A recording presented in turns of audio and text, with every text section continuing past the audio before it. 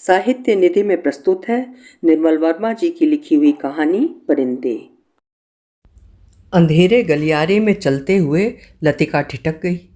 दीवार का सहारा लेकर उसने लैंप की बत्ती बढ़ा दी।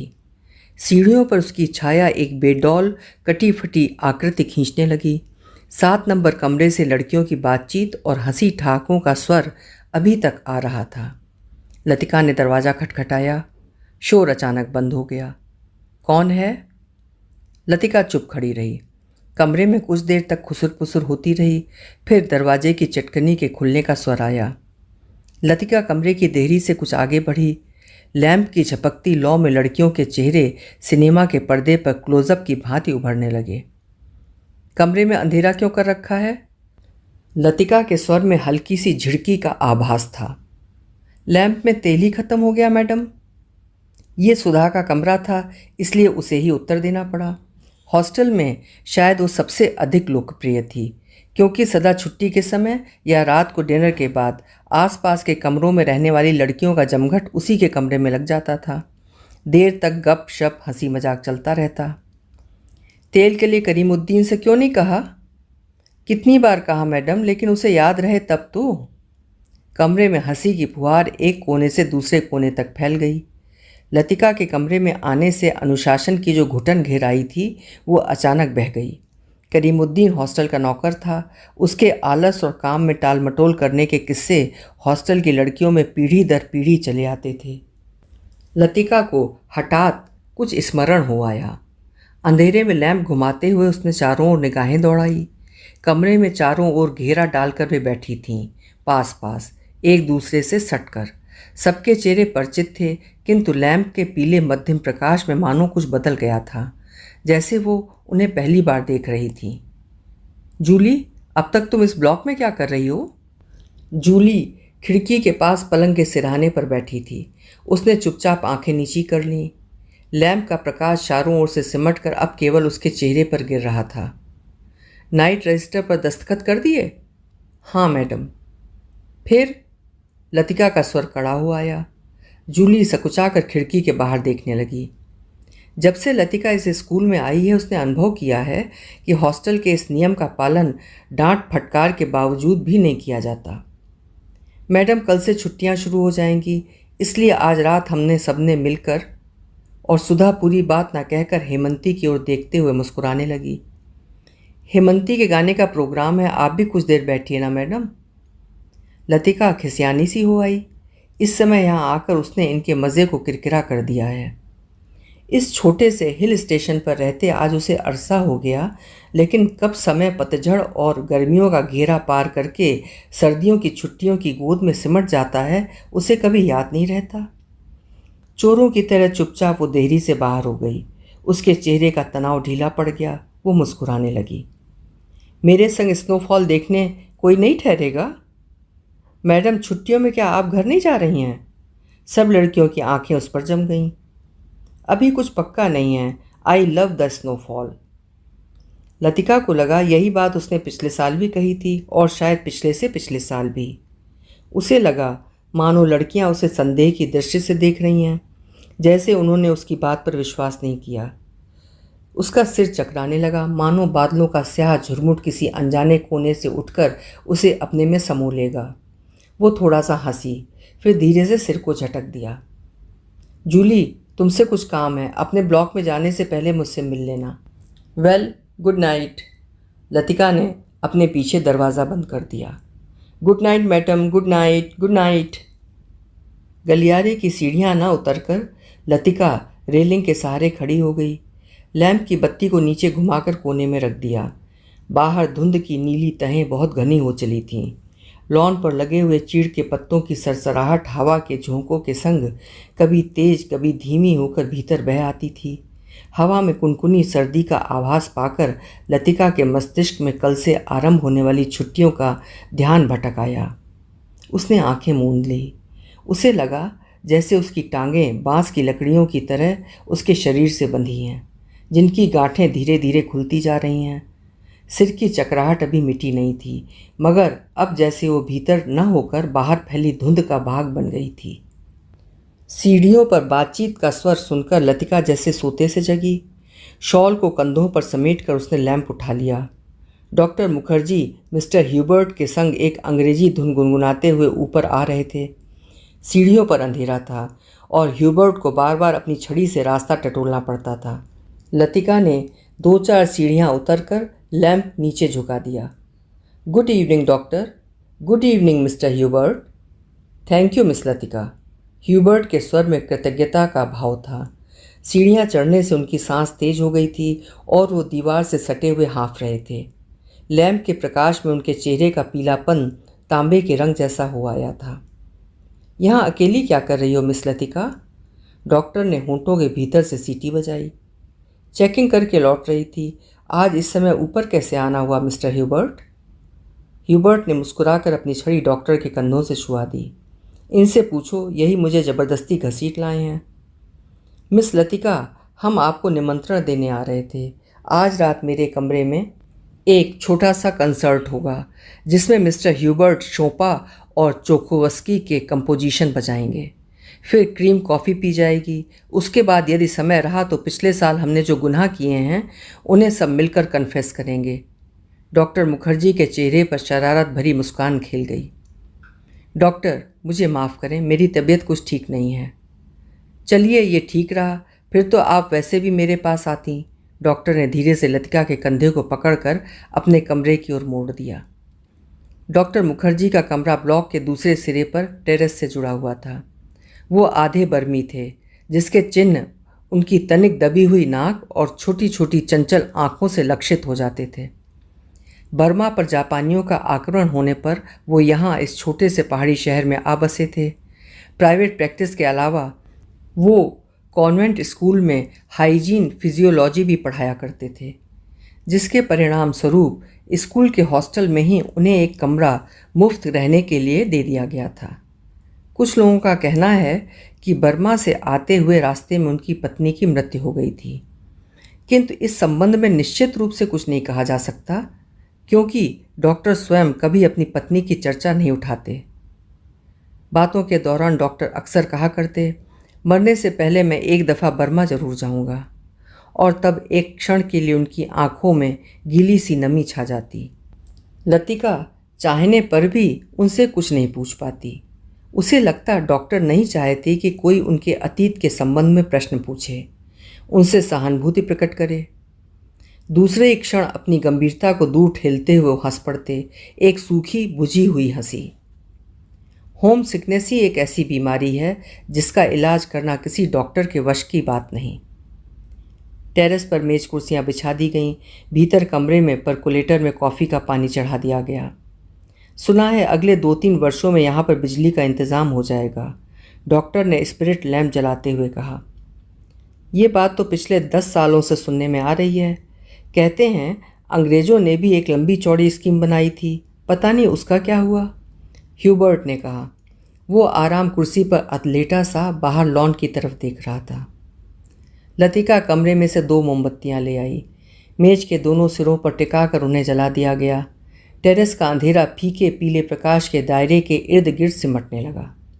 एक घनी नीरवता चारों ओर घिरने लगी। हवा में चीड़ के वृक्षों की साएं साएं दूर तक फैली पहाड़ियों घाटियों में अजीब सी सीटियों की गूंज छोड़ती जा रही थी।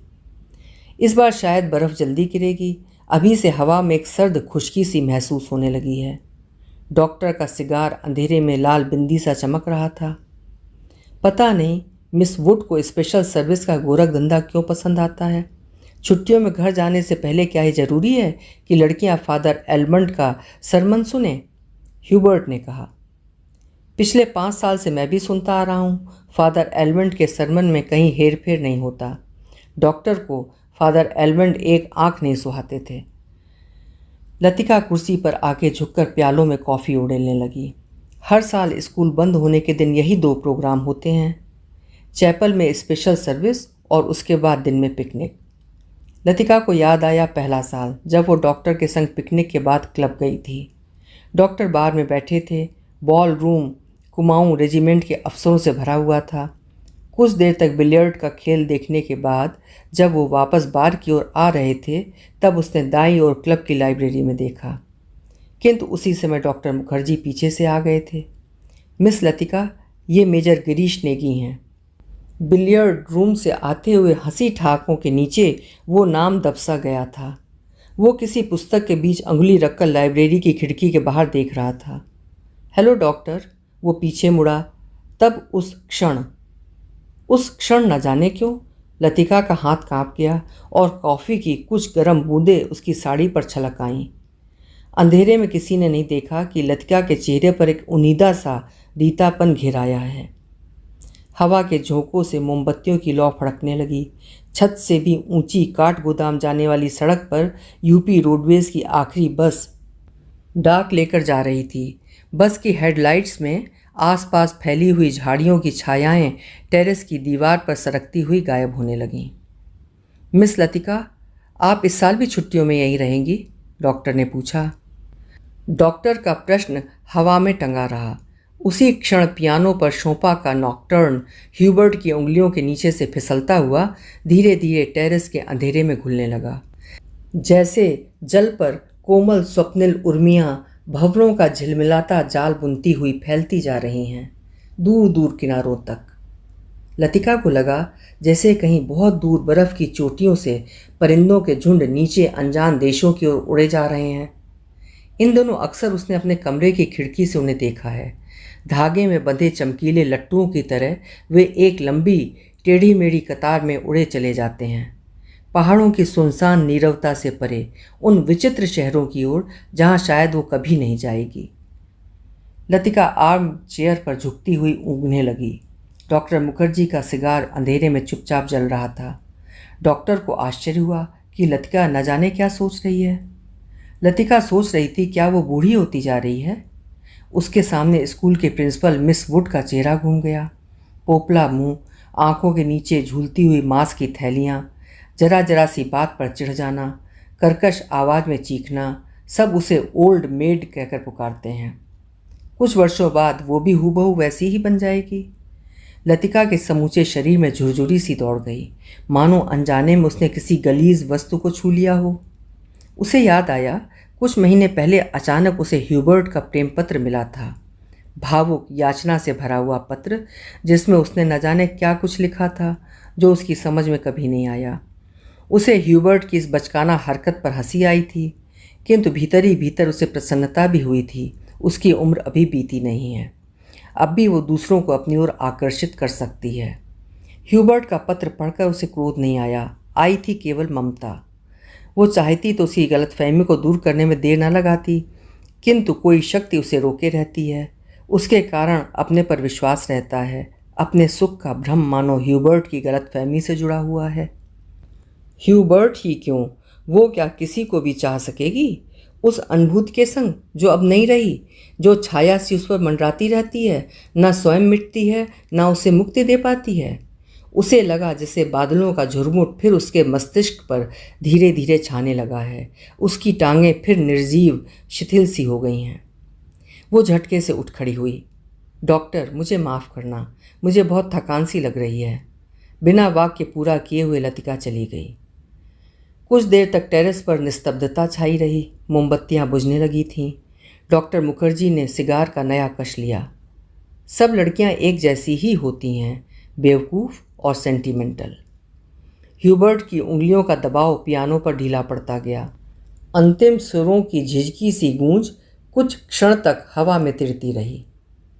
डॉक्टर, आपको कुछ मालूम है, मिस लतिका का व्यवहार पिछले कुछ अरसे से अजीब सा लगता है। ह्यूबर्ट के स्वर में लापरवाही का भाव था। वो भी नहीं चाहता था कि डॉक्टर को लतिका के प्रति उसकी भावनाओं का आभास मात्र भी मिल सके। जिस कोमल अनुभूति को इतने समय से संजोता आया है, डॉक्टर उसे हंसी के एक ही ठहाके में उपहासास्पद बना देगा। क्या तुम नियत में विश्वास करते हो ह्यूबर्ट? डॉक्टर ने कहा। ह्यूबर्ट दम रोके प्रतीक्षा करता रहा। वो जानता था कि कोई भी बात कहने से पहले डॉक्टर को फिलोसोफाइज करने की आदत थी।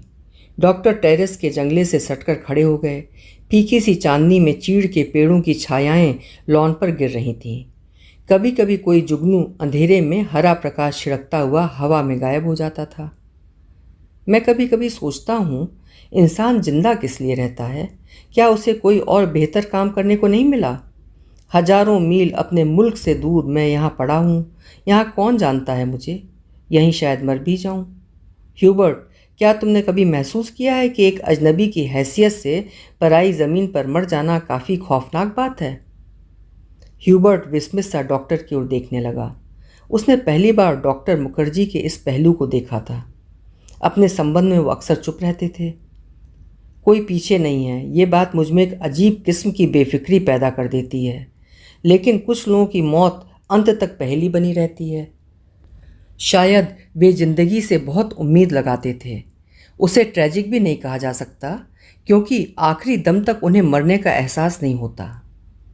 डॉक्टर, आप किसका जिक्र कर रहे हैं? ह्यूबर्ट ने परेशान होकर पूछा। डॉक्टर कुछ देर तक चुपचाप सिगार पीते रहे, फिर मुड़कर वो मोमबत्तियों की बुझती हुई लौ को देखने लगे। तुम्हें मालूम है, किसी समय लतिका बेनागा क्लब जाया करती थी। गिरीश नेगी से उसका परिचय वहीं हुआ था। कश्मीर जाने से एक रात पहले उसने मुझे सब कुछ बता दिया था। मैं अब तक लतिका से उस मुलाकात के बारे में कुछ नहीं कह सका हूँ, किंतु उस रात कौन जानता था कि वो वापस नहीं लौटेगा। और अब क्या फ़र्क पड़ता है? Let the dead die. Doctor की सूखी सर्द हंसी में खोखली सी शून्यता भरी थी। कौन गिरीश नेगी? कुमाऊं रेजिमेंट में कैप्टन था। डॉक्टर, क्या लतिका? ह्यूबर्ट से आगे कुछ नहीं कहा गया। उसे याद आया वो पत्र जो उसने लतिका को भेजा था। कितना अर्थहीन और उपहासास्पद, जैसे उसका एक एक शब्द उसके दिल को कचोट रहा हो। उसने धीरे से पियानो पर सिर टिका दिया। लतिका ने उसे क्यों नहीं बताया? क्या वो इसके योग्य भी नहीं था? लतिका, वो तो बच्ची है, पागल। मरने वाले के संग खुद थोड़े ही मरा जाता है। कुछ देर चुप रहकर डॉक्टर ने अपने प्रश्न को फिर दोहराया। लेकिन ह्यूबर्ट, क्या तुम नियति पर विश्वास करते हो? हवा के हल्के झोंके से मोमबत्तियां एक बार प्रज्वलित होकर बुझ गईं। टेरेस पर ह्यूबर्ट और डॉक्टर अंधेरे में एक दूसरे का चेहरा नहीं देख पा रहे थे, फिर भी वे एक दूसरे की ओर देख रहे थे। कॉन्वेंट स्कूल से कुछ दूर मैदानों में बहते पहाड़ी नाले का स्वर आ रहा था। जब बहुत देर तक कुमाऊं रेजिमेंट सेंटर का बिगुल सुनाई दिया तो ह्यूबर्ट हड़बड़ा कर खड़ा हो गया। अच्छा, चलता हूँ doctor, good night. Good night Hubert, माफ़ करना, मैं सिगार खत्म करके ही उठूँगा। सुबह बदली छाई थी। लतिका के खिड़की खोलते ही धुंध का गुब्बारा सा भीतर घुस आया। जैसे रात भर दीवार के सहारे सर्दी में ठिठुरता हुआ वो भीतर आने की प्रतीक्षा करता रहा हो। स्कूल से ऊपर चैपल जाने वाली सड़क बादलों में छिप गई थी। केवल चैपल का क्रॉस धुंध के पर्दे पर एक दूसरे को काटती हुई पेंसिल की रेखाओं सा दिखाई दे जाता था। लतिका ने खिड़की से आंखें हटाई तो देखा कि करीमुद्दीन चाय की ट्रे लिए खड़ा है। करीमुद्दीन मिलिट्री में अर्दली रह चुका था, इसलिए ट्रे मेज पर रखकर अटेंशन की मुद्रा में खड़ा हो गया। लतिका झटके से उठ बैठी। सुबह से आलस करके कितनी बार जगकर वो सो चुकी है। अपनी खिसियाहट मिटाने के लिए लतिका ने कहा, बड़ी सर्दी है आज, बिस्तर छोड़ने को जी नहीं चाहता। अजी मेम साहब, अभी क्या सर्दी आई है? बड़े दिनों में देखना कैसे दांत कटकटाते हैं। और करीमुद्दीन अपने हाथों को बगलों में डाले हुए इस तरह सिकुड़ गया जैसे उन दिनों की कल्पना मात्र से उसे जाड़ा लगना शुरू हो गया है। गंजे सिर पर दोनों तरफ के बाल खिजाब लगाने से कत्थई रंग के भूरे हो गए थे। बात चाहे किसी विषय पर हो रही हो, वो हमेशा खींच तान कर उसे ऐसे क्षेत्र में घसीट लाता था जहाँ वो बेझिझक अपने विचारों को प्रकट कर सके। एक दफ़ा तो यहाँ लगातार इतनी बर्फ़ गिरी थी कि भुवाली से लेकर डाक बंगले तक सारी सड़कें जाम हो गईं।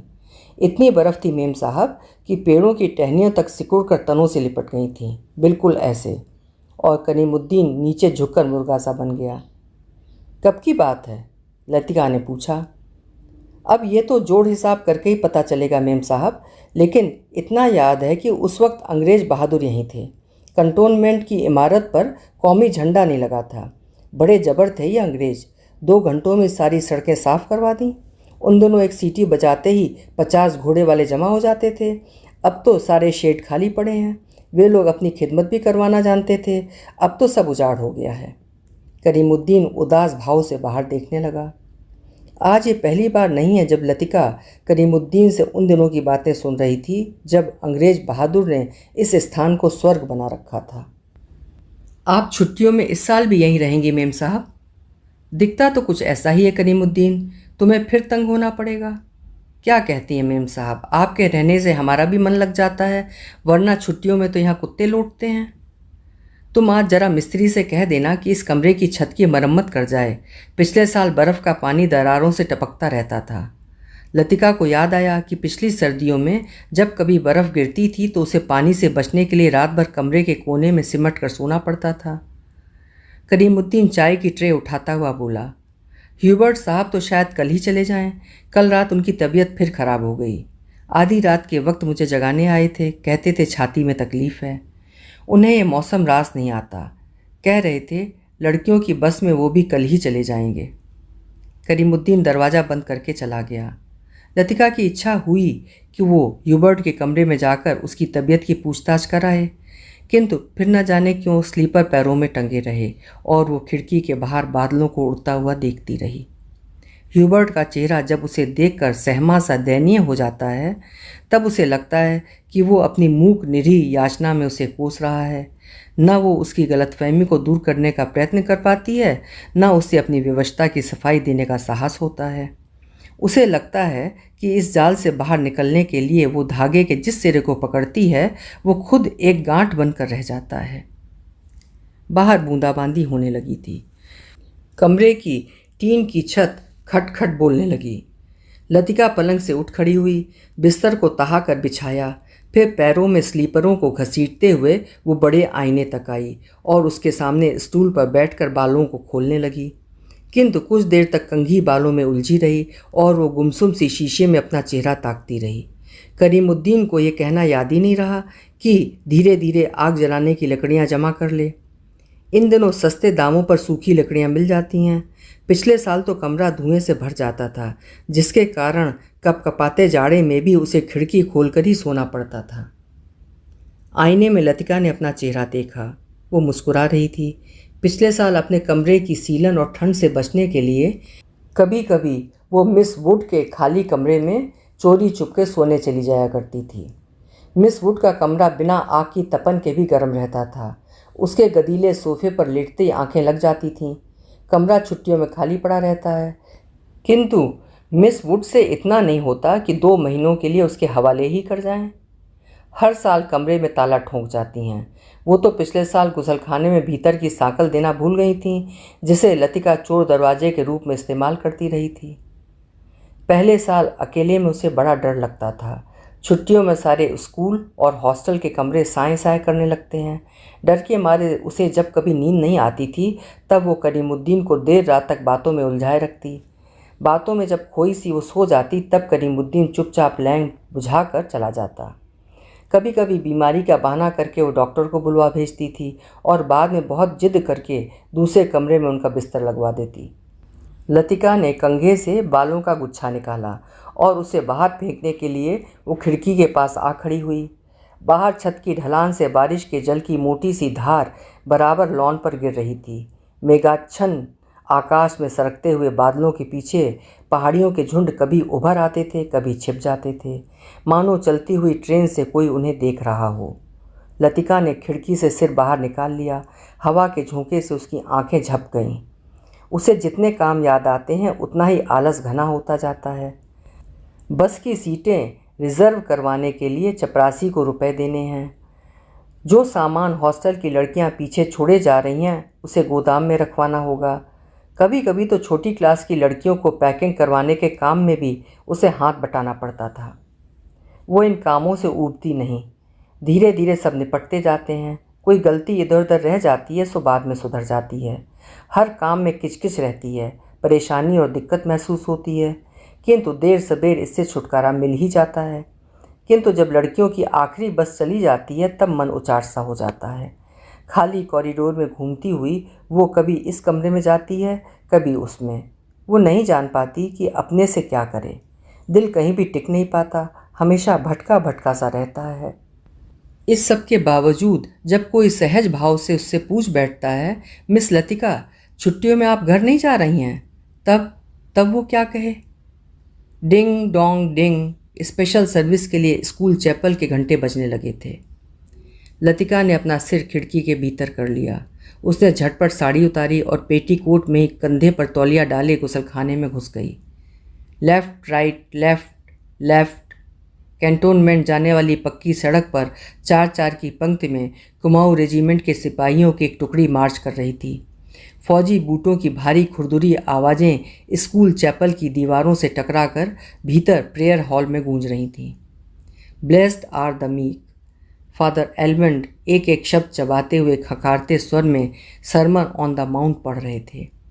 ईसा मसीह की मूर्ति के नीचे कैंडलब्रियम के दोनों ओर मोमबत्तियां जल रही थीं, जिनका प्रकाश आगे बेंचों पर बैठी हुई लड़कियों पर पड़ रहा था।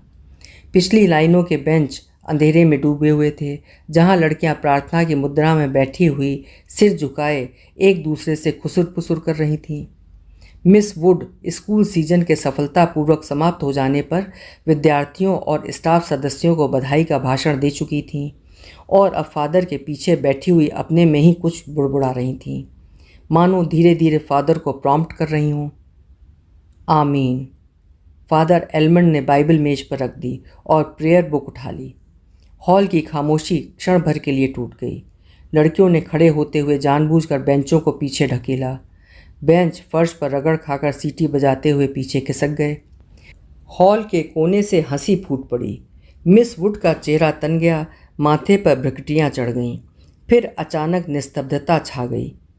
हॉल के उस घुटे हुए धुंधलके में फादर का तीखा फटा हुआ स्वर सुनाई देने लगा। Jesus said, I am the light of the world. He that followeth me shall not walk in the darkness but shall have the light of life. Doctor Mukherjee ने ऊब और उकताहट से भरी जम्हाई ली। कब ये किस्सा खत्म होगा? उन्होंने इतने ऊंचे स्वर में लतिका से पूछा कि वो सकुचा कर दूसरी ओर देखने लगी। स्पेशल सर्विस के समय डॉक्टर मुखर्जी के होंठों पर व्यंग्यात्मक मुस्कान खेलती रहती थी और वो धीरे धीरे अपनी मूँछों को खींचते रहते थे।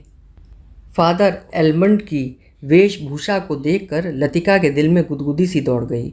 जब वो छोटी थी तो अक्सर ये बात सोचकर विस्मित हुआ करती थी कि क्या पादरी लोग सफ़ेद चोगे के नीचे कुछ नहीं पहनते? अगर धोखे से वो ऊपर उठ जाए तो? लेफ्ट लेफ्ट लेफ्ट मार्च करते हुए फौजी बूट चैपल से दूर होते जा रहे थे। केवल उनकी गूंज हवा में शेष रह गई थी। हिम नंबर 117, डॉक्टर ने प्रार्थना पुस्तक खोलते हुए कहा।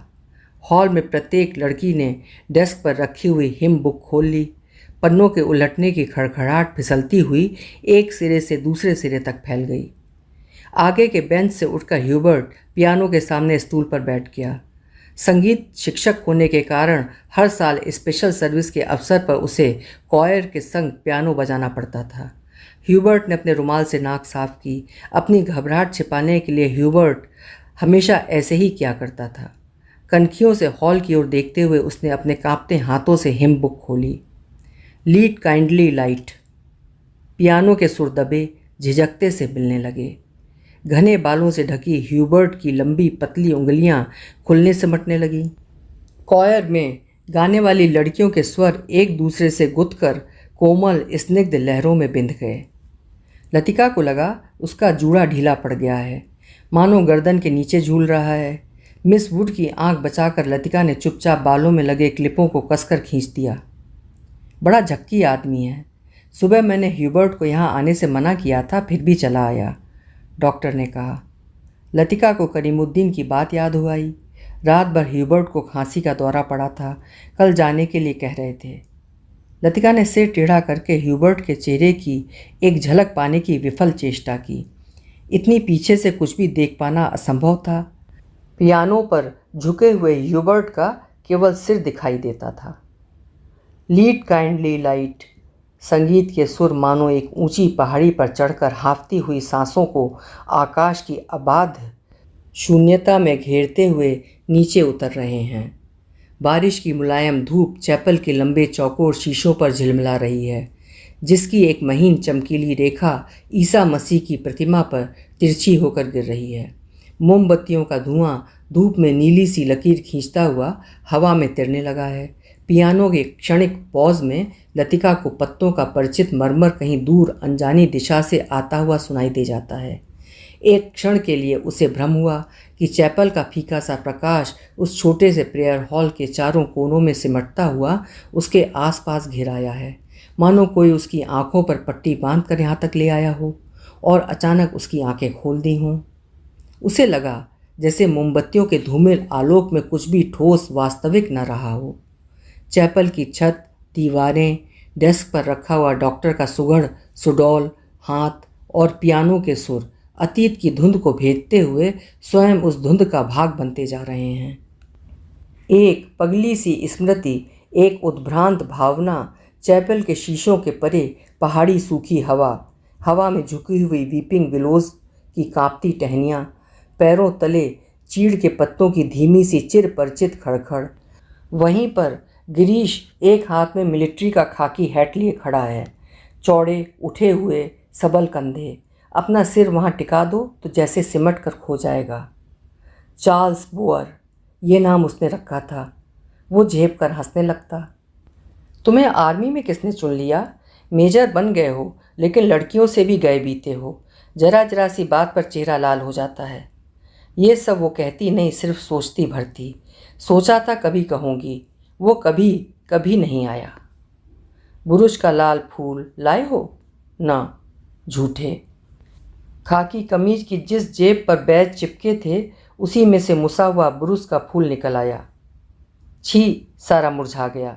अभी खिला कहाँ है? How clumsy. उसके बालों में गिरीश का हाथ उलझ रहा है, फूल कहीं टिक नहीं पाता। फिर उसे क्लिप के नीचे फंसाकर उसने कहा, देखो। वो मुड़ी। इससे पहले कि वो कुछ कह पाती, गिरीश ने अपना मिलिट्री का हैट धप से उसके सिर पर रख दिया। वो मंत्र मुग्ध सी वैसे ही खड़ी रही।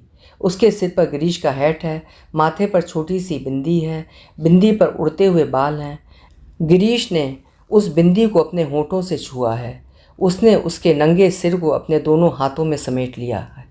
लतिका, गिरीश ने चिढ़ाते हुए कहा, man eater of the Kumaon. उसका ये नाम गिरीश ने उसे चिढ़ाने के लिए रखा था। वो हंसने लगी। लतिका सुनो, गिरीश का स्वर कैसा हो गया था? ना, मैं कुछ भी नहीं सुन रही। लतिका, मैं कुछ महीनों में वापस लौट आऊँगा। ना, मैं कुछ भी नहीं सुन रही। किंतु वो सुन रही है, वो नहीं जो गिरीश कह रहा है, किंतु वो जो नहीं कहा जा रहा, जो उसके बाद कभी नहीं कहा गया। Lead kindly night. लड़कियों का स्वर पियानो के सुरों में डूबा हुआ गिर रहा है, उठ रहा है। ह्यूबर्ट ने सिर मोड़कर लतिका को निमिष भर देखा।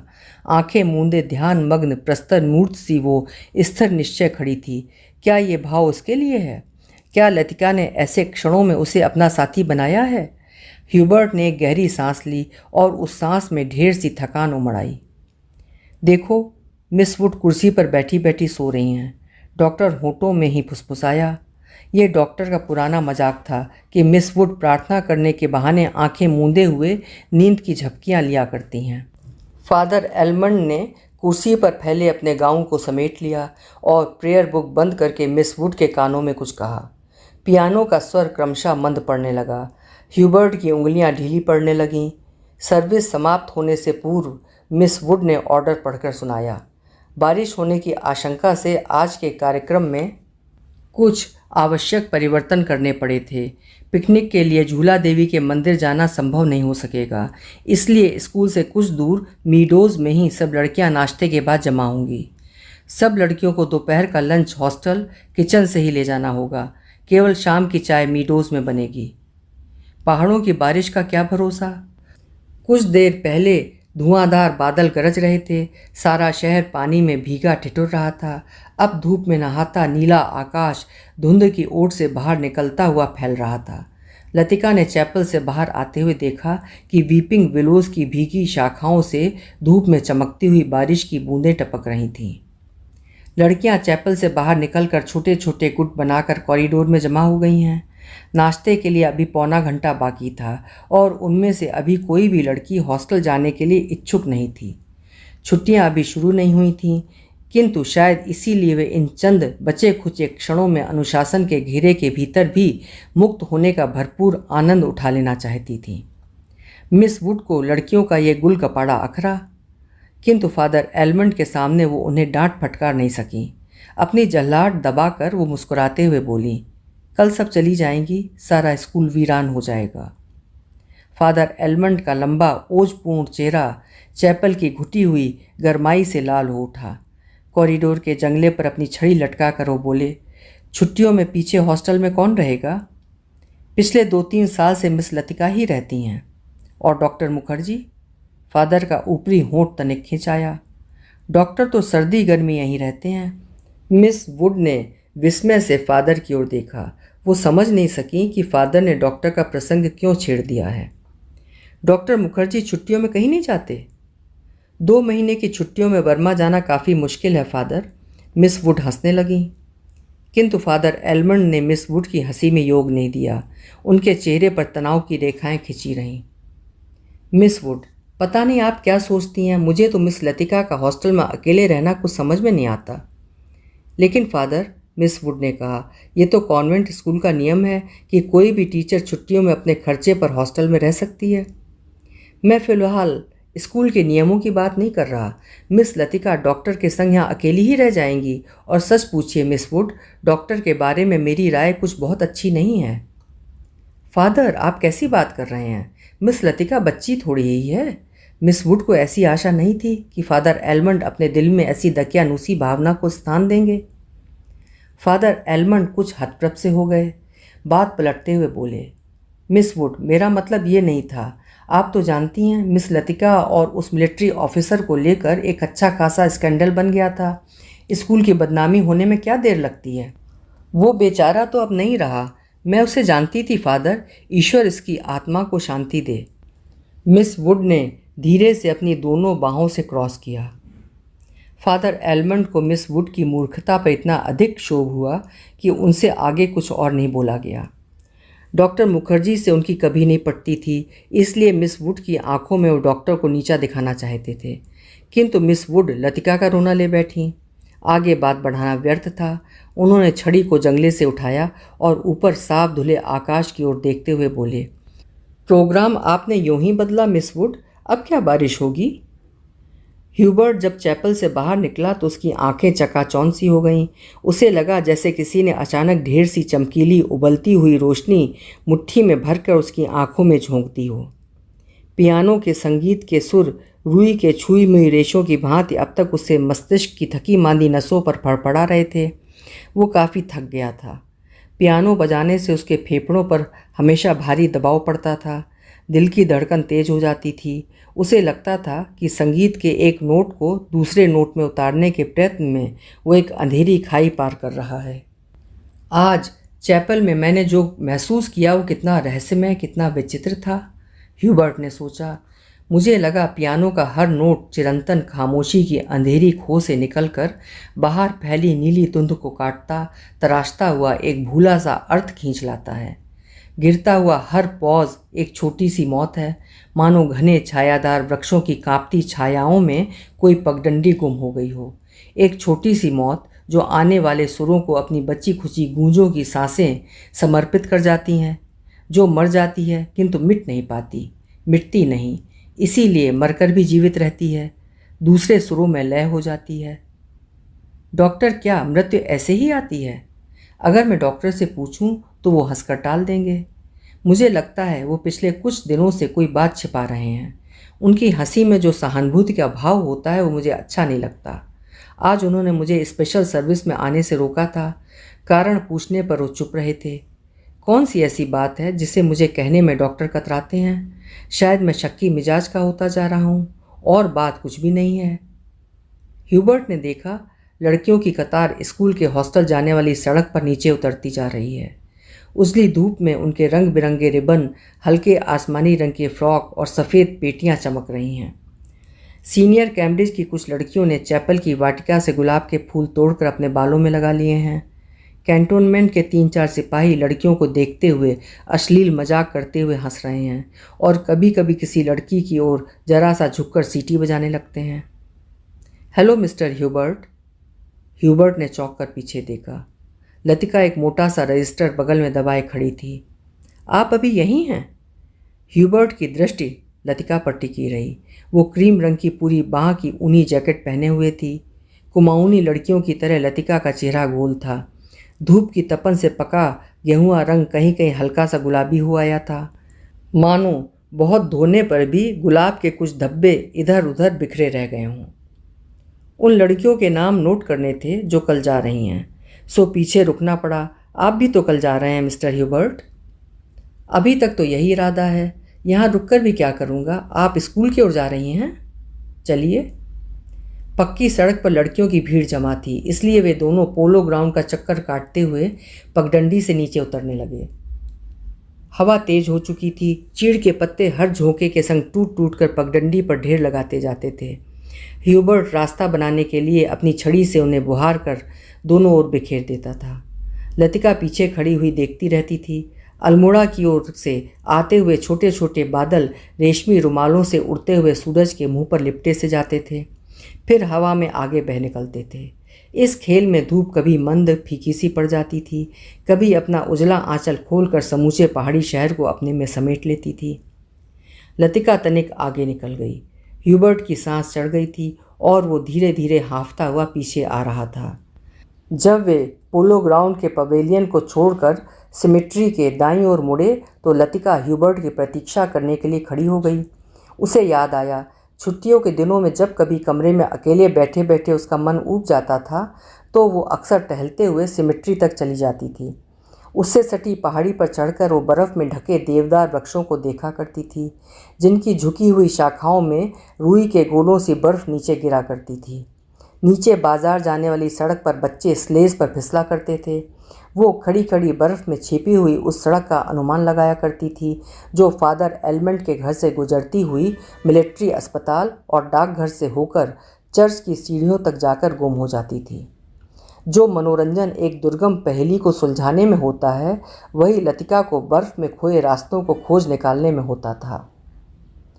आप बहुत तेज़ चलती हैं मिस लतिका। थकान से ह्यूबर्ट का चेहरा कुम्हला गया था। माथे पर पसीने की बूंदें छलक आई थीं। कल रात आपकी तबीयत क्या कुछ खराब हो गई थी मिस्टर ह्यूबर्ट? आपने कैसे जाना? क्या मैं अस्वस्थ दिख रहा हूँ? ह्यूबर्ट के स्वर में हल्की सी खींच का आभास था। सब लोग मेरी सेहत को लेकर क्यों बात शुरू करते हैं? उसने सोचा। नहीं, मुझे तो पता भी नहीं चलता। वो तो सुबह करीमुद्दीन ने बातों ही बातों में जिक्र छेड़ दिया था। लतिका कुछ अप्रतिभ सी हो आई। कोई खास बात नहीं, वही पुराना दर्द शुरू हो गया था, अब बिल्कुल ठीक है। अपने कथन की पुष्टि के लिए ह्यूबर्ट छाती सीधी करके तेज कदम बढ़ाने लगे। डॉक्टर मुखर्जी को दिखलाया था? वो सुबह आए थे। उनकी बात को समझ में नहीं आती, हमेशा दो बातें एक दूसरे से उल्टी कहते हैं। कहते थे कि इस बार मुझे 6-7 महीनों की छुट्टी लेकर आराम करना चाहिए, लेकिन अगर मैं ठीक हूँ तो भला इसकी क्या ज़रूरत है? ह्यूबर्ट के स्वर में व्यथा की छाया लतिका से छिपी न रह सकी। बात को टालते हुए उसने कहा, आप तो नाहक चिंता करते हैं मिस्टर ह्यूबर्ट। आजकल मौसम बदल रहा है, अच्छे भले आदमी बीमार हो जाते हैं। ह्यूबर्ट का चेहरा प्रसन्नता से दमकने लगा। उसने लतिका को ध्यान से देखा। वो अपने दिल का संशय मिटाने के लिए निश्चिंत हो जाना चाहता था कि कहीं लतिका उसे केवल दिलासा देने के लिए ही तो झूठ नहीं बोल रही। यही तो मैं सोच रहा था मिस लतिका। डॉक्टर की सलाह सुनकर तो मैं डर गया। भला 6 महीने की छुट्टी लेकर मैं अकेला क्या करूँगा? स्कूल में तो बच्चों के संग मन लगा रहता है। सच पूछो तो दिल्ली में ये 2 महीनों की छुट्टियाँ भी काटनी दूभर हो जाती हैं। मिस्टर ह्यूबर्ट, कल आप दिल्ली जा रहे हैं? लतिका चलते चलते हठात ठिठक गई। सामने पोलो ग्राउंड फैला हुआ था, जिसके दूसरी ओर मिलिट्री के ट्रक कैंटोनमेंट की ओर जा रहे थे। ह्यूबर्ट को लगा जैसे लतिका की आंखें अंधमुदी सी खुली हो रह गई हैं, मानो पलकों पर एक पुराना भूला सा सपना सरक आया हो। मिस्टर ह्यूबर्ट, आप दिल्ली जा रहे हैं? इस बार लतिका ने प्रश्न नहीं दोहराया, उसके स्वर में केवल एक असीम दूरी का भाव घेराया। बहुत अरसा पहले मैं भी दिल्ली गई थी मिस्टर ह्यूबर्ट। तब मैं बहुत छोटी थी, न जाने कितने बरस बीत गए। हमारी मौसी का ब्याह वहीं हुआ था। बहुत सी चीज़ें देखी थीं, लेकिन अब तो सब धुंधला सा पड़ गया है। इतना याद है कि हम कुतुब पर चढ़े थे। सबसे ऊंची मंजिल से नीचे झांका था। ना जाने कैसा लगा था। नीचे चलते हुए आदमी चाबी भरे खिलौनों से लगते थे। हमने ऊपर से उन पर मूंगफलियों के छिलके फेंके थे। लेकिन हम बहुत निराश हुए क्योंकि उनमें से किसी ने हमारी तरफ नहीं देखा। शायद माँ ने मुझे डांटा भी था क्योंकि मैं सीढ़ियाँ उतरती हुई रो रही थी। शायद माँ ने मुझे डांटा था और मैं सिर्फ नीचे झांकते हुए डर गई थी। सुना है अब तो दिल्ली इतनी बदल गई है कि पहचानी नहीं जाती। वे दोनों फिर चलने लगे। हवा का वेग ढीला पड़ने लगा था। उड़ते हुए बादल अब सुस्ताने से लगे थे। उनकी छायाएं नंदा देवी और पंचचूली की पहाड़ियों पर गिर रही थीं।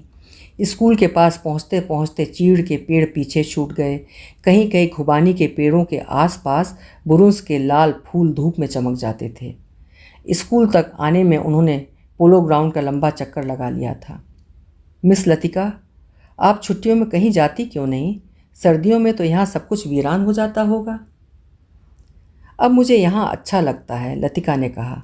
पहले साल अकेलापन कुछ अखरा था, अब आदी हो गई हूँ। क्रिसमस की एक रात पहले क्लब में डिनर होता है, लॉटरी डाली जाती है और रात को देर तक नाच गाना होता रहता है। नए साल के दिन कुमाऊं रेजिमेंट की ओर से परेड ग्राउंड में कार्निवाल किया जाता है। बर्फ़ पर स्केटिंग होती है। रंग बिरंगे गुब्बारों के नीचे मिलिट्री बैंड बजता है। फौजी अफसर फैंसी ड्रेस में भाग लेते हैं। हर साल ऐसा ही होता है मिस्टर ह्यूबर्ट। फिर कुछ दिनों बाद विंटर स्पोर्ट्स के लिए अंग्रेज़ टूरिस्ट आते हैं। हर साल मैं उनसे परिचित होती हूँ। वापस लौटते हुए वे हमेशा वायदा करते हैं कि वे अगले साल भी आएंगे।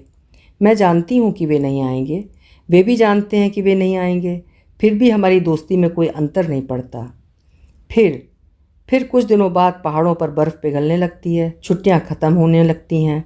आप सब लोग अपने अपने घरों से वापस लौट आते हैं और मिस्टर ह्यूबर्ट, पता भी नहीं चलता छुट्टियाँ कब शुरू हुई थीं और कब ख़त्म हो गईं। लतिका ने देखा कि ह्यूबर्ट उसकी ओर आतंकित भयाकुल दृष्टि से देख रहा है। वो सिटपिटा कर चुप हो गई। उसे लगा मानो वह इतनी देर से पागल सी अनर्गल प्रलाप कर रही हो। मुझे माफ़ करना मिस्टर ह्यूबर्ट, कभी कभी बच्चों की तरह बातों में बहक जाती हूँ। मिस लतिका, ह्यूबर्ट ने धीरे से कहा। वो चलते चलते रुक गया था। लतिका ह्यूबर्ट का भारी कुंठित स्वर सुनकर चौंक सी गई। क्या बात है मिस्टर ह्यूबर्ट? वो पत्र, उसके लिए मैं लज्जित हूँ। उसे आप वापस लौटा दें। समझ लें कि मैंने उसे कभी नहीं लिखा था। लतिका कुछ समझ नहीं सकी। दिग्भ्रांत सी खड़ी हुई ह्यूबर्ट के पीले उद्विग्न चेहरे को देखती रही। ह्यूबर्ट ने धीरे से लतिका के कंधे पर हाथ रख दिया। कल डॉक्टर ने मुझे सब कुछ बता दिया। अगर मुझे पहले से मालूम होता तो ह्यूबर्ट हकलाने लगा। मिस्टर ह्यूबर्ट, किंतु लतिका से आगे कुछ भी नहीं कहा गया। उसका चेहरा सफ़ेद हो गया था। वे दोनों चुपचाप कुछ देर तक कॉन्वेंट स्कूल के गेट के बाहर खड़े रहे। मीडोज, पगडंडियों, पत्तों, छायाओं से घिरा छोटा सा द्वीप, मानो कोई घोंसला दो हरी घाटियों के बीच आ दबा हो। भीतर घुसते ही पिकनिक के काले आग से झुलसे हुए पत्थर, अजली टहनियाँ, बैठने के लिए बिछाए गए पुराने अखबारों के टुकड़े इधर उधर बिखरे हुए दिखाई दे जाते हैं। अक्सर टूरिस्ट पिकनिक के लिए यहाँ आते हैं। मीडोज को बीच में काटता हुआ टेढ़ा मेढ़ा बरसाती नाला बहता है जो दूर से धूप में चमकता हुआ सफ़ेद रिबन सा दिखाई देता है। यहाँ पर काठ के तख्तों का बना हुआ टूटा सा पुल है जिस पर लड़कियाँ हिचकोले खाती हुई चल रही हैं। डॉक्टर मुखर्जी, आप तो सारा जंगल जला देंगे। मिस वुड ने अपनी ऊंची एड़ी के सैंडल से जलती हुई दियासलाई को दबा डाला जो डॉक्टर ने सिगार सुलगा कर चीड़ के पत्तों के ढेर पर फेंक दी थी। वे नाले से कुछ दूर हटकर दो चीड़ के पेड़ों की गुथी हुई छाया के नीचे बैठे थे। उनके सामने एक छोटा सा रास्ता नीचे पहाड़ी गांव की ओर जाता था, जहां पहाड़ की गोद में शक्करपारों से खेत एक दूसरे के नीचे बिछे हुए थे। दोपहर के सन्नाटे में भेड़ बकरियों के गलों में बंधी हुई घंटियों का स्वर हवा में बहता हुआ सुनाई दे जाता था। घास पर लेटे लेटे डॉक्टर सिगार पीते रहे। जंगल की आग कभी देखी है मिस वुड? एक अलमस्त नशे की तरह धीरे धीरे फैलती जाती है। आपने कभी देखी है डॉक्टर? मिस वुड ने पूछा। मुझे तो बड़ा डर लगता है। बहुत साल पहले शहरों को जलते हुए देखा था। डॉक्टर लेटे हुए आकाश की ओर ताक रहे थे। एक एक मकान ताश के पत्तों की तरह गिरता जाता है। दुर्भाग्यवश ऐसे अवसर देखने में बहुत कम आते हैं। आपने कहाँ देखा डॉक्टर? लड़ाई के दिनों में अपने शहर रंगून को जलते हुए देखा था। मिस वुड की आत्मा को ठेस लगी, किंतु फिर भी उनकी उत्सुकता शांत नहीं हुई। आपका घर, क्या वो भी जल गया था? डॉक्टर कुछ देर चुपचाप लेटा रहा। हम उसे खाली छोड़कर चले आए थे, मालूम नहीं बाद में क्या हुआ। अपने व्यक्तिगत जीवन के संबंध में कुछ भी कहने में डॉक्टर को कठिनाई महसूस होती है। डॉक्टर, क्या आप कभी वापस बर्मा जाने की बात नहीं सोचते? डॉक्टर ने अंगड़ाई ली और करवट बदलकर औंधे मुंह लेट गए। उनकी आंखें मुंद गईं और माथे पर बालों की लटें झूल आईं। सोचने से क्या होता है मिस वुड? जब बर्मा में था तब क्या कभी सोचा था कि यहाँ आके उम्र काटनी होगी? लेकिन डॉक्टर, कुछ भी कह लो, अपने देश का सुख कहीं और नहीं मिलता। यहाँ आप चाहे कितने भी वर्ष रह लें, अपने को हमेशा अजनबी ही पाएंगे। डॉक्टर ने सिगार के धुएं को धीरे धीरे हवा में छोड़ दिया।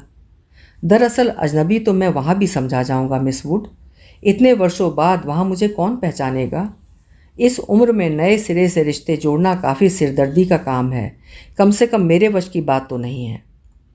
लेकिन डॉक्टर, आप कब तक इस पहाड़ी कस्बे में पड़े रहेंगे? इसी देश में रहना है तो किसी बड़े शहर में अपनी प्रैक्टिस शुरू कीजिए। प्रैक्टिस बढ़ाने के लिए कहाँ कहाँ भटकता फिरूंगा मिस वुड। जहाँ रहो वहीं मरीज मिल जाते हैं। यहाँ आया था कुछ दिनों के लिए, फिर मुद्दत हो गई और टिका रहा। अब कभी जी उबेगा कहीं चला जाऊंगा। जड़ें कहीं नहीं जमती तो पीछे भी कुछ नहीं छूट जाता। मुझे अपने बारे में कोई गलतफहमी नहीं है मिस वुड, मैं सुखी हूँ। मिस वुड ने डॉक्टर की बात पर विशेष ध्यान नहीं दिया। दिल में वो हमेशा डॉक्टर को उच्छृंखल, लापरवाह और सनकी समझती रही है। किंतु डॉक्टर के चरित्र में उसका विश्वास है, न जाने क्यों। हालांकि डॉक्टर ने जाने अनजाने में इसका कोई प्रमाण दिया हो, याद नहीं पड़ता। मिस वुड ने एक ठंडी सांस भरी। वो हमेशा ये सोचती थी कि यदि डॉक्टर इतना आलसी और लापरवाह न होता तो अपनी योग्यता के बल पर काफ़ी चमक सकता था। इसलिए उसे डॉक्टर पर क्रोध भी आता था और दुख भी होता था। मिस वुड ने अपने बैग से ऊन का गोला और सलाइयाँ निकालीं। फिर उनके नीचे से अखबार में लिपटा हुआ चौड़ा टॉफ़ी का डिब्बा उठाया, जिसमें अंडों की सैंडविच और हैम्बर्गर रखे हुए थे। थर्मस से प्यालों में कॉफ़ी उड़ेलते हुए मिस वुड ने कहा, डॉक्टर, कॉफ़ी ठंडी हो रही है। डॉक्टर लेटे लेटे बड़बड़ाए। मिस वुड ने नीचे झुककर देखा। वो कोहनी पर सिर टिकाए चुपचाप सो रहे थे। ऊपर का होंठ जरा सा फैलकर मुड़ गया था, मानो किसी से मजाक करने से पहले मुस्कुरा रहे हों। उनकी उंगलियों में दबा हुआ सिगार नीचे झुका हुआ लटक रहा था। मेरी मेरी what do you want? What do you want? दूसरे स्टैंडर्ड में पढ़ने वाली मेरी ने अपने चंचल चपल आंखें ऊपर उठाईं। लड़कियों का दायरा उसे घेरे हुए कभी पास आता था, कभी दूर खिंचता चला जाता था। I want blue. दोनों हाथों को हवा में घुमाते हुए मेरी चिल्लाई। दायरा पानी की तरह टूट गया। सब लड़कियां एक दूसरे पर गिरती पड़ती किसी नीली वस्तु को छूने के लिए भाग दौड़ करने लगीं। लंच समाप्त हो चुका था। लड़कियों के छोटे छोटे दल मीडोज़ में बिखर गए थे। ऊंची क्लास की कुछ लड़कियां चाय का पानी गर्म करने के लिए पेड़ों पर चढ़कर सूखी टहनियाँ तोड़ रही थीं। दोपहर की उस घड़ी में मीडोज़ अलसाया सा ऊँगता जान पड़ता था। जब हवा का कोई भूला भटका झोंका आ जाता था तब चीड़ के पत्ते खड़खड़ा उठते थे। कभी कोई पक्षी अपनी सुस्ती मिटाने झाड़ियों से उड़कर नाले के किनारे बैठ जाता था। पानी में सिर डुबोता था, फिर उड़कर हवा में दो चार निरुद्देश्य चक्कर काट कर दोबारा झाड़ियों में दुबक जाता था। किंतु जंगल की खामोशी शायद कभी चुप नहीं रहती। गहरी नींद में डूबी सपनों सी कुछ आवाज़ें नीरवता के हल्के झीने पर्दे पर सलवटें बिछा जाती हैं। मूक लहरों सी हवा में तिरती हैं, मानो कोई दबे पांव झांक कर अदृश्य संकेत कर जाता है, देखो मैं यहाँ हूँ। लतिका ने जूली के बॉब हेयर को सहलाते हुए कहा, तुम्हें कल रात बुलाया था? मैडम, मैं गई थी, आप अपने कमरे में नहीं थीं। लतिका को याद आया कि कल रात वो डॉक्टर के कमरे में टेरेस पर देर तक बैठी रही थी और भीतर ह्यूबर्ट पियानो पर सोपा का नॉकटर्न बजा रहा था। जूली, तुमसे कुछ पूछना था। उसे लगा वो जूली की आंखों से अपने को बचा रही है। जूली ने अपना चेहरा ऊपर उठाया। उसकी भूरी आंखों से कौतूहल झांक रहा था। तुम ऑफिसर मेस में किसी को जानती हो? जूली ने अनिश्चित भाव से सिर हिलाया। लतिका कुछ देर तक जूली को अपलक घूरती रही। जूली, मुझे विश्वास है तुम झूठ नहीं बोलोगी। कुछ क्षण पहले जूली की आंखों में जो कौतूहल था वो भय में परिणत होने लगा। लतिका ने अपनी जैकेट की जेब से एक नीला लिफाफा निकालकर जूली की गोद में फेंक दिया। ये चिट्ठी किसकी है? जूली ने लिफाफा उठाने के लिए हाथ बढ़ाया, किंतु फिर एक क्षण के लिए उसका हाथ कांप कर ठिठक गया। लिफाफे पर उसका नाम और हॉस्टल का पता लिखा हुआ था। थैंक यू मैडम, मेरे भाई का पत्र है, वो झांसी में रहते हैं। जूली ने घबराहट में लिफाफे को अपनी स्कर्ट की तहों में छिपा लिया। जूली, जरा मुझे लिफाफा दिखलाओ। लतिका का स्वर तीखा कर्कश सा हो आया। जूली ने अनमने भाव से लतिका को पत्र दे दिया। तुम्हारे भाई झांसी में रहते हैं? जूली इस बार कुछ नहीं बोली। उसकी उद्भ्रांत उखड़ी सी आंखें लतिका को देखती रहीं। ये क्या है? जूली का चेहरा सफ़ेद फक पड़ गया। लिफाफे पर कुमाऊं रेजिमेंटल सेंटर की मुहर उसकी ओर घूर रही थी। कौन है ये? लतिका ने पूछा। उसने पहले भी हॉस्टल में उड़ती हुई अफवाह सुनी थी कि जूली को क्लब में किसी मिलिट्री ऑफिसर के संग देखा गया था, किंतु ऐसी अफवाहें अक्सर उड़ती रहती थीं और उसने उन पर विश्वास नहीं किया था। जूली, तुम अभी बहुत छोटी हो। जूली के होंठ कांपे। उसकी आंखों में निरीह याचना का भाव घेराया। अच्छा, अभी जाओ, तुमसे छुट्टियों के बाद बात करूंगी। जूली ने ललचाई दृष्टि से लिफाफे की ओर देखा। कुछ बोलने को उद्यत हुई, फिर बिना कुछ कहे चुपचाप वापस लौट गई। लतिका देर तक जूली को देखती रही, जब तक वो आंखों से ओझल नहीं हो गई। क्या मैं किसी खूसट बुढ़िया से कम हूँ? अपने अभाव का बदला क्या मैं दूसरों से ले रही हूँ? शायद, कौन जाने, शायद जूली का ये प्रथम परिचय हो उस अनुभूति से जिसे कोई भी लड़की बड़े चाव से संजो कर संभाल कर अपने में छिपाए रखती है। एक अनिर्वचनीय सुख जो पीड़ा लिए है, पीड़ा और सुख को डुबोती हुई उमड़ते ज्वार की खुमारी जो दोनों को अपने में समो लेती है। एक दर्द जो आनंद से उपजा है और पीड़ा देता है। यहीं इसी देवदार के नीचे उसे भी यही लगा था। जब गिरीश ने पूछा था, तुम चुप क्यों हो, वो आंखें मूंदे सोच रही थी। सोच कहाँ रही थी, जी रही थी उस क्षण को जो भय और विस्मय के बीच भिजा था। बहका सा पागल क्षण। वो अभी पीछे मुड़ेगी तो गिरीश की नर्वस मुस्कुराहट दिखाई दे जाएगी। उस दिन से आज दोपहर तक का अतीत एक दुस्वप्न की मानिंद टूट जाएगा। वही देवदार है जिस पर उसने अपने बालों के क्लिप से गिरीश का नाम लिखा था। पेड़ की छाल उतरती नहीं थी, क्लिप टूट टूट जाता था। तब गिरीश ने अपने नाम के नीचे उसका नाम लिखा था। जब कभी कोई अक्षर बिगड़ कर टेढ़ा मेढ़ा हो जाता था तब वो हंसती थी और गिरीश का कांपता हाथ और भी कांप जाता था। लतिका को लगा जो वो याद करती है वही भूलना भी चाहती है, किंतु जब वो सचमुच भूलने लगती है तब उसे भय लगता है, जैसे कोई चीज़ उसके हाथों से छीने लिए जा रहा है। ऐसा कुछ जो सदा के लिए खो जाएगा। बचपन में जब कभी वो अपने किसी खिलौने को खो दिया करती थी तो वो गुमसुम सी होकर सोचा करती थी, कहाँ रख दिया मैंने। जब बहुत दौड़ धूप करने पर खिलौना मिल जाता तो वो बहाना करती कि अभी उसे खोज ही रही है, कि वो अभी मिला नहीं है। जिस स्थान पर खिलौना रखा होता जानबूझकर उसे छोड़कर घर के दूसरे कोनों में उसे खोजने का उपक्रम करती। तब खोई हुई चीज़ याद रहती, इसलिए भूलने का भय नहीं रहता था। आज वो उस बचपन के खेल का बहाना क्यों नहीं कर पाती? बहाना शायद करती है, उसे याद करने का बहाना जो भूलता जा रहा है। दिन महीने बीत जाते हैं और वो उलझी रहती है। अनजाने में गिरीश का चेहरा धुंधला पड़ता जाता है। याद वो करती है किंतु जैसे किसी पुरानी तस्वीर के धूल भरे शीशे को साफ कर रही हो। अब वैसा दर्द नहीं होता, सिर्फ उस दर्द को याद करती है जो पहले कभी होता था। तब उसे अपने पर ग्लानि होती है। वो फिर जानबूझकर उस घाव को कुरेदती है जो बढ़ता जा रहा है, खुद ब खुद उसकी कोशिशों के बावजूद बढ़ता जा रहा है। देवदार पर खुदे हुए अधमिटे नाम लतिका की ओर निस्तब्ध निरीह भाव से निहार रहे थे। मीडोज के घने सन्नाटे में नाले पार से खेलती हुई लड़कियों की आवाज़ें गूंज जाती थीं। What do you want, what do you want. तितलियाँ, झींगुर, जुगनू मीडोज पर उतरती हुई सांझ की छायाओं में पता नहीं चलता कौन आवाज़ किसकी है। दोपहर के समय जिन आवाज़ों को अलग अलग करके पहचाना जा सकता था अब वे एक स्वरता की अविरल धारा में घुल गई थीं। घास से अपने पैरों को पोंछता हुआ कोई रेंग रहा है। झाड़ियों के झुरमुट से परों को फड़फड़ाता कोई झपट कर कोई ऊपर से उड़ जाता है, किंतु ऊपर देखो तो कहीं कुछ भी नहीं है। मीडोज के झरने का गड़गड़ाता स्वर जैसे अंधेरी सुरंग में झपाटे से ट्रेन गुजर गई हो और देर तक उसमें सीटियों और पहियों की चीत्कार गूंजती रही हो। पिकनिक कुछ देर तक और चलती, किंतु बादलों की तहें एक दूसरे पर चढ़ती आ रही थीं। पिकनिक का सामान बटोरा जाने लगा। मीडियल्स के चारों ओर बिखरी हुई लड़कियां मिस वुड के इर्द गिर्द जमा होने लगीं।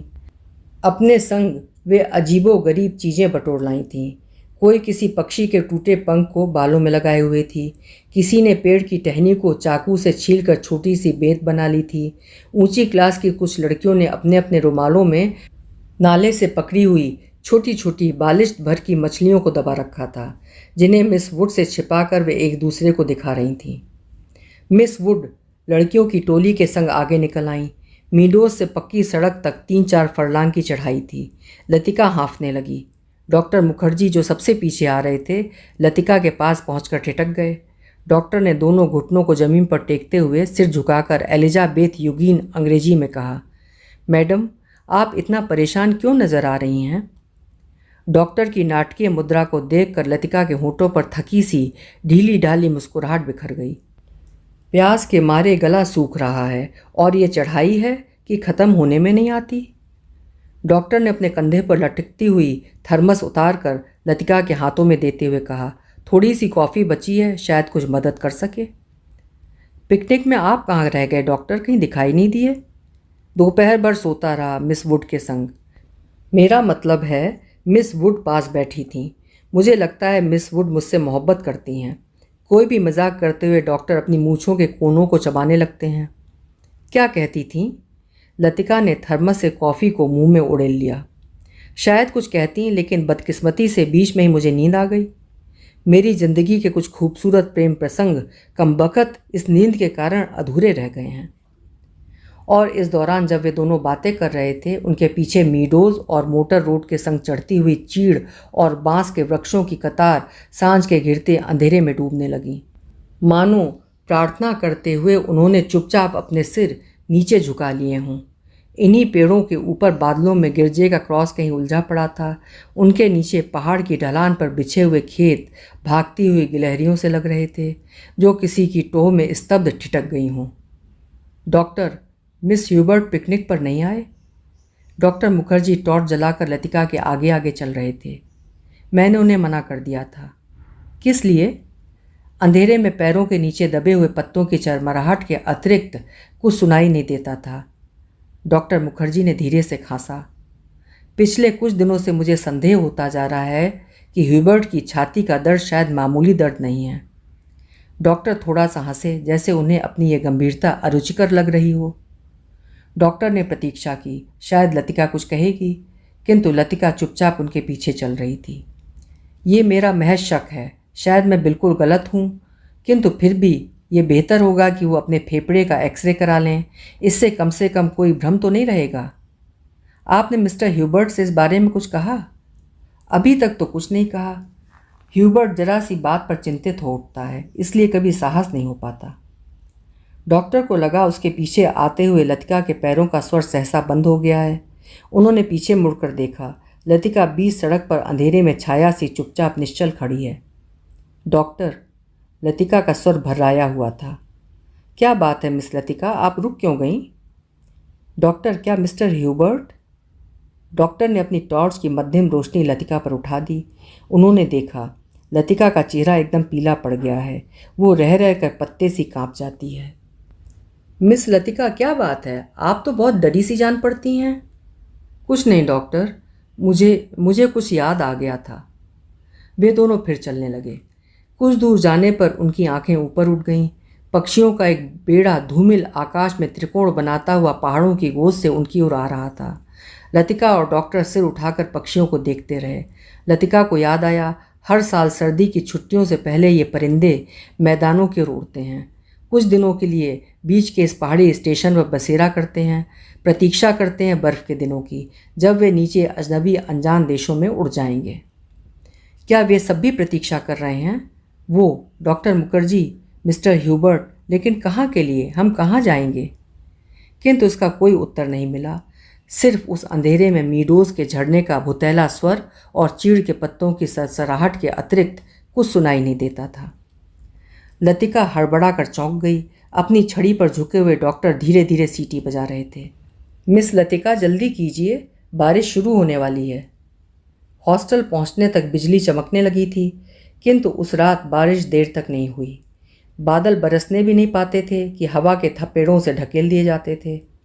दूसरे दिन तड़के ही बस पकड़नी थी, इसलिए डिनर के बाद लड़कियां सोने के लिए अपने अपने कमरों में चली गई थीं। जब लतिका अपने कमरे में गई, उस समय कुमाऊं रेजिमेंट सेंटर का बिगुल बज रहा था। उसके कमरे में करीमुद्दीन कोई पहाड़ी धुन गुनगुनाता हुआ लैंप में गैस पंप कर रहा था। लतिका उन्हीं कपड़ों में तकियों को दोहरा करके लेट गई। करीमुद्दीन ने उड़ती हुई निगाह से लतिका को देखा, फिर अपने काम में जुट गया। पिकनिक कैसी रही मेम साहब? तुम क्यों नहीं आए? सब लड़कियां तुम्हें पूछ रही थीं। लतिका को लगा दिन भर की थकान धीरे धीरे उसके शरीर की पसलियों पर चिपटती जा रही है। अनायास उसकी आंखें नींद के बोझ से झपकने लगीं। मैं चला आता तो ह्यूबर्ट साहब की तीमारदारी कौन करता? दिन भर उनके बिस्तरे से सटा हुआ बैठा रहा और अब वो गायब हो गए हैं। करीमुद्दीन ने कंधे पर लटकते हुए मैले कुचैले तौलिए को उतारा और लैंप के शीशों की गर्द पोंछने लगा। लतिका की अंधमुदी आंखें खुल गईं। क्या ह्यूबर्ट साहब अपने कमरे में नहीं हैं? खुदा जाने इस हालत में कहाँ गए। पानी गर्म करने कुछ देर के लिए बाहर गया था, वापस आने पर देखता हूँ कि कमरा खाली पड़ा है। करीमुद्दीन बड़बड़ाता हुआ बाहर चला गया। लतिका ने लेटे लेटे पलंग के नीचे चप्पलों को पैरों में उतार दिया। ह्यूबर्ट इतनी रात कहाँ गए? किंतु लतिका की आंखें फिर झपक गईं।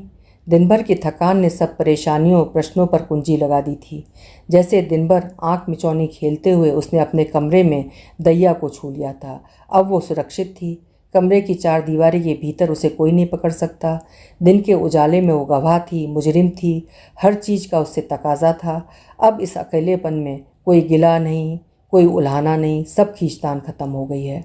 जो अपना है वो बिल्कुल अपना सा हो गया है, जो पराया है उसका दुख नहीं, अपनाने की फुर्सत नहीं। लतिका ने दीवार की ओर मुंह मोड़ लिया।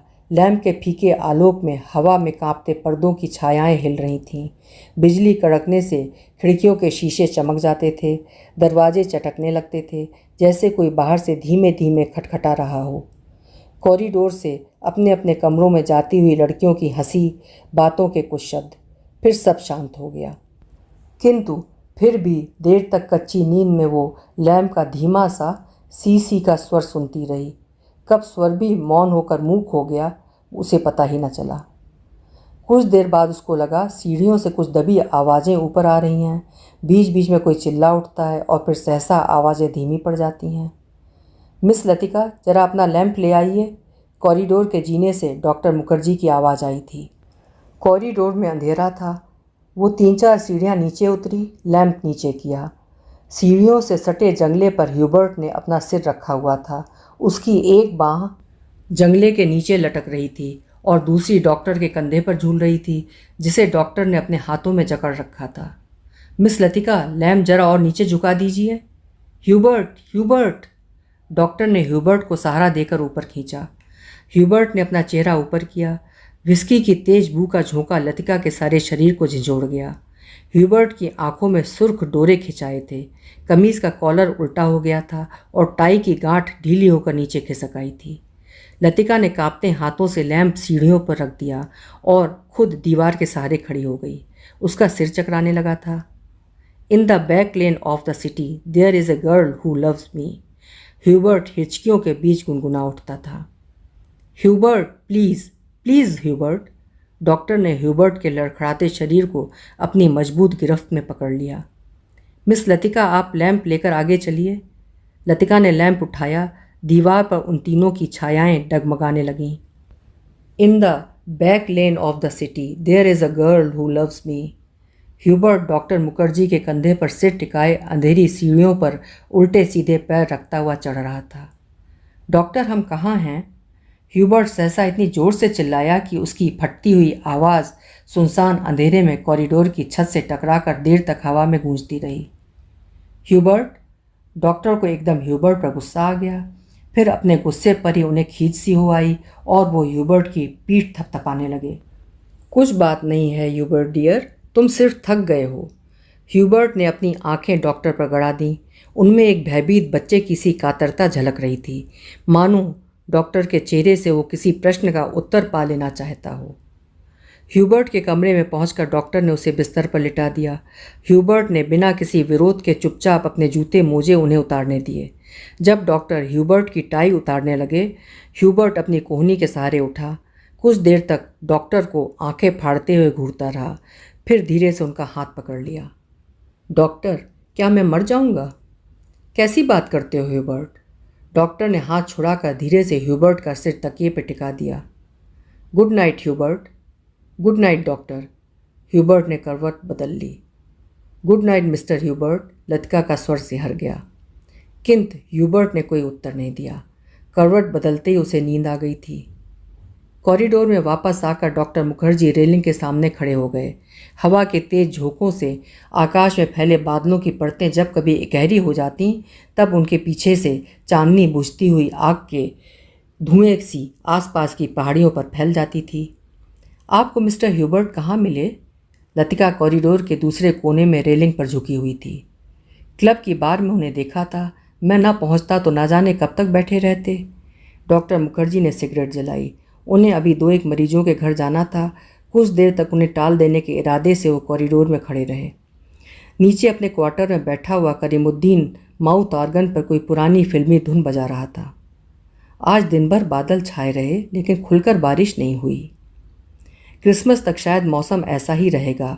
कुछ देर तक दोनों चुपचाप खड़े रहे। कॉन्वेंट स्कूल के बाहर फैले लॉन में झींगरों का अनवरत स्वर चारों ओर फैली निस्तब्धता को और भी अधिक घना बना रहा था। कभी कभी ऊपर मोटर रोड पर किसी कुत्ते की रेरिहाट सुनाई पड़ जाती थी।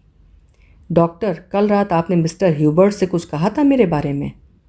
वही जो सब लोग जानते हैं, और ह्यूबर्ट जिसे जानना चाहिए था नहीं जानता था। डॉक्टर ने लतिका की ओर देखा। वो जड़वत अविचलित रेलिंग पर झुकी हुई थी। वैसे हम सबकी अपनी अपनी जिद होती है, कोई छोड़ देता है, कुछ लोग आखिर तक उससे चिपके रहते हैं। डॉक्टर मुखर्जी अंधेरे में मुस्कुराए। उनकी मुस्कुराहट में सूखा सा विरक्ति का भाव भरा था। कभी कभी मैं सोचता हूँ मिस लतिका, किसी चीज़ को न जानना यदि गलत है तो जानबूझकर न भूल पाना, हमेशा जोंक की तरह चिपटे रहना, ये भी गलत है। बर्मा से आते हुए जब मेरी पत्नी की मृत्यु हुई थी, मुझे अपनी ज़िंदगी बेकार सी लगने लगी थी। आज उस बात को अरसा गुजर गया, और जैसा आप देखती हैं मैं जी रहा हूँ। उम्मीद है कि काफ़ी अरसा और जीऊँगा। ज़िंदगी काफ़ी दिलचस्प लगती है, और यदि उम्र की मजबूरी ना होती तो शायद मैं दूसरी शादी करने में भी ना हिचकता। इसके बावजूद कौन कह सकता है कि मैं अपनी पत्नी से प्रेम नहीं करता था? आज भी करता हूँ। लेकिन डॉक्टर, लतिका का गला रुंधाया था। क्या मिस लतिका? डॉक्टर, सब कुछ होने के बावजूद वो क्या चीज़ है जो हमें चलाए चलती है? हम रुकते हैं तो भी अपने बहाव में वो हमें घसीटे लिए चली जाती है। लतिका से आगे कुछ नहीं कहा गया। जैसे जो वो कहना चाह रही है वो कह नहीं पा रही है। जैसे अंधेरे में कुछ खो गया है जो मिल नहीं पा रहा है, शायद कभी नहीं मिल पाएगा। ये तो आपको फादर एलमंड ही बता सकेंगे मिस लतिका। डॉक्टर की खोखली हंसी में उनका पुराना सनकीपन उभर आया था। अच्छा, चलता हूँ मिस लतिका, मुझे काफ़ी देर हो गई है। डॉक्टर ने दिया सलाई जलाकर घड़ी को देखा। Good night miss Latika. Good night doctor. Doctor के जाने पर लतिका कुछ देर तक अंधेरे में रेलिंग से सटी खड़ी रही। हवा चलने से कॉरिडोर में जमा हुआ कोहरा सिहर उठता था। शाम को सामान बांधते हुए लड़कियों ने अपने अपने कमरे के सामने जो पुरानी कॉपियों, अखबारों और रद्दी कागज़ों के ढेर लगा दिए थे, वे अब अंधेरे कॉरिडोर में हवा के झोंकों से इधर उधर बिखरने लगे थे। लतिका ने लैंप उठाया और अपने कमरे की ओर जाने लगी। कॉरिडोर में चलते हुए उसने देखा, जूली के कमरे से प्रकाश की एक पतली रेखा दरवाजे के बाहर खिंचाई है। लतिका को कुछ याद आया। वो सांस रोके जूली के कमरे के बाहर खड़ी रही। कुछ देर बाद उसने दरवाज़ा खटखटाया। भीतर से कोई आवाज़ नहीं आई। लतिका ने दबे हाथों से हल्का सा धक्का दिया। दरवाज़ा खुल गया। जूली लैंप बुझाना भूल गई थी। लतिका धीरे धीरे दबे पांव जूली के पलंग के पास चली आई। जूली का सोता हुआ चेहरा लैंप के फीके आलोक में पीला सा दिख रहा था। लतिका ने अपनी जेब से वही नीला लिफाफा निकाला और उसे धीरे से जूली के तकिए के नीचे दबाकर रख दिया। अभी आप सुन रहे थे निर्मल वर्मा जी की लिखी हुई एक प्रसिद्ध कहानी परिंदे।